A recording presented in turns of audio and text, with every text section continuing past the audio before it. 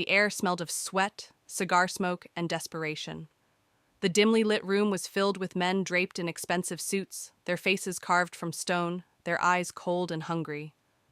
The stage at the center was illuminated by a single golden chandelier, its crystals reflecting the greed in the room. YN's heart pounded as she stood behind the velvet curtains, her wrists bound in front of her with a thin gold chain. It was elegant, delicate, but she knew better. This wasn't jewelry. This was a leash. Her stomach churned as she heard the auctioneer's voice booming through the hall, smooth and composed, as if he were selling art instead of people. Gentlemen, we now present our final item of the night, a rare beauty, untouched, unspoiled, and defiant. Her teeth clenched at the word. Defiant. She had kicked, screamed, fought like hell, but none of it mattered. Now she stood here, waiting to be paraded in front of these strangers like a prize. The curtain was yanked open, blinding light, roaring whispers, dark, hungry eyes watching her. YN's breath caught in her throat, but she forced herself to lift her chin, her gaze sharp and filled with fury. She would not give them the satisfaction of seeing her break. She's a fighter, the auctioneer chuckled, tilting her chin up with a gloved hand. But we all know that only makes the taming more satisfying, doesn't it? A wave of laughter echoed through the hall. Her stomach turned. She wanted to spit in his face, but before she could, the bidding began. 2 million, a deep voice called out. 3 million, another man countered, his teeth yellowed from years of smoking. The numbers climbed higher and higher. 5, 6, 7 million. Y or N's nails dug into her palm. They weren't bidding for her. They were bidding for control. Ownership. Who would get to break her first? 10 million? The room went silent.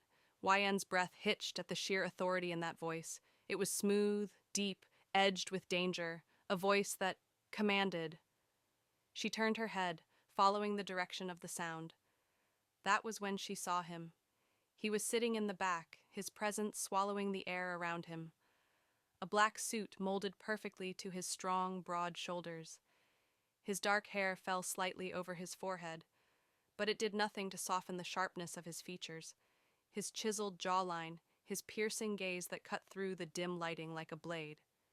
She knew that face. Everyone knew that face.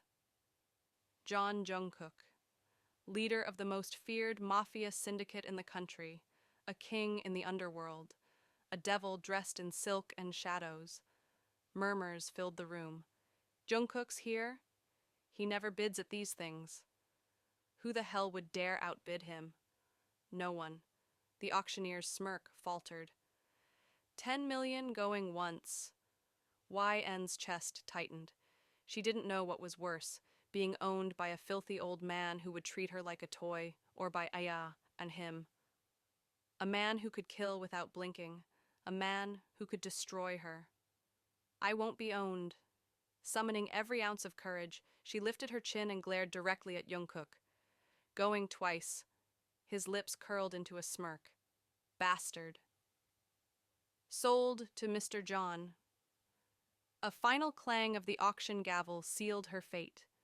The moment the auction ended, YN was led down a dark hallway. 2 guards flanked her sides, but she barely noticed them. Her mind was spinning. $10 million, a human life, bought and sold like property. She clenched her fists. Number, I am not property. I am not a possession. She had barely processed her thoughts when the guards stopped in front of an opulent mahogany door. One of them knocked once before pushing it open. Inside, Jungkook sat on a leather couch, a glass of whiskey in his hand. The room was dim, except for the warm glow of a fireplace. He looked perfectly at ease, as if he hadn't just bought a person. The guards shoved YN inside, but she didn't stumble. She refused to show weakness. The door shut behind her. Silence. Jungkook studied her, his gaze slow, lingering, calculating. He took a sip of his drink before finally speaking. Do you know who I am? Y or N glared at him. A man who thinks money can buy anything. His lips twitched in amusement. And yet, here you are, she scoffed. You think this means you own me? Jungkook leaned forward, placing his glass on the table. His movements were unhurried, controlled. He was a man who never had to rush because the world bent to him. Then he stood. YN stiffened as he took slow, deliberate steps toward her.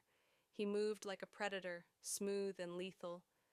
When he finally stopped, he was so close she could feel the heat radiating from his body. His scent, dark, rich, intoxicating, filled her senses. He reached out. Her breath caught as his fingers grazed the gold chain still wrapped around her wrists. He didn't pull, didn't tighten his grip, but the simple act of touching it sent a clear message. Power, possession, control. YN's pulse pounded, but she refused to look away. She would not cower before him. Jungkook smirked. You're a fighter. His voice was low, amused. Good. Then, with a flick of his wrist, he unlocked the chain. It clattered to the floor between them. Y or N's eyes widened. She hadn't expected that. Jungkook tilted his head, watching her carefully. I don't need chains to keep you here, sweetheart. A shiver ran down her spine. He leaned in, his voice brushing against her ear. Try to run, he murmured. I dare you.